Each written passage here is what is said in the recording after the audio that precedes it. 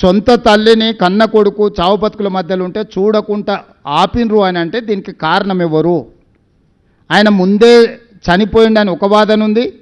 కేటీఆర్ వచ్చే వరకు అది ప్రకటించకుండా ఆపి కొన్ని ఏలిముద్రలు తీసుకున్నారు ఆయన అని ఇంకొక ఆరోపణ ఉంది. మిగతా వాళ్ళు అన్నారు ఈ ప్రభుత్వం పోయిన తర్వాత మాగంటి గోపి గారి కుటుంబం వ్యక్తుల మీద ఉన్న ఆస్తులు ఏంటివి, ఆస్తులు ఎవరికి బదిలీ అని కూడా విచారణ చేయాలని ఇంకా కొందరు అంటుండ్రు. ఇట్లా రకరకాల చర్చ జరుగుతుంది. ఏ చర్చ అయినా బండి సంజయ్ గారు ఫిర్యాదు చేస్తే మాత్రం ఆయన కేంద్ర మంత్రి, పార్లమెంట్ సభ్యుడు, పోలీసులు ఖచ్చితంగా విచారణ చేస్తారని నేను భావిస్తున్నా. చట్టం తన పని తాను చేసుకుపోతుంది.